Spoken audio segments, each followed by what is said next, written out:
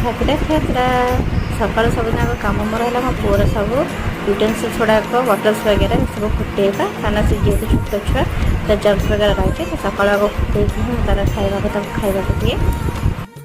ତ ଆମେ ସମସ୍ତେ ସକାଳୁ ଖାଇବା ପାଇଁ ବସିଗଲୁ। ଆଜି ଖାଇବାରେ ଥିଲା ଇଡ଼ଲି ଆଉ ତରକାରୀ। ସମସ୍ତେ ଖାଇବା ପାଇଁ ଏକାଠି ବସିଗଲୁ, ମିଶିକି ସମସ୍ତେ ଖାଇଲୁ।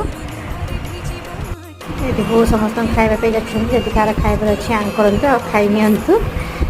ଆପଣମାନେ ବି ଖାଇକି ଏନ୍ଜୟ କରନ୍ତୁ। ତାପରେ ରଥ ଆସିଲା, ଆମେ ସମସ୍ତେ ଦୌଡ଼ିକି ପଳେଇଥିଲୁ ରଥ ଦେଖିବା ପାଇଁ। କୁନି କୁନି ପିଲାମାନେ କିନ୍ତୁ ରଥ ନେଇକି ଆସୁଛନ୍ତି, ଦେଖନ୍ତୁ ଦେଖିକି ବହୁତ ଭଲ ଲାଗିଲା। ତାପରେ ମୁଁ ଟିକେ ଘର ଟିକେ ସଜାଡ଼ି ଦେଇଥିଲି। ଇଭିନିଂରେ ଉଠିକି ଶାଶୁ ବୋଉ ଟିକେ ଆଳତି କରିଥିଲୁ ମିଶିକି। ତାପରେ ଆମ ରୋଷେଇ ବ୍ଲଗ୍ଟା ଆମେ ଷ୍ଟାର୍ଟ କରିଥିଲୁ।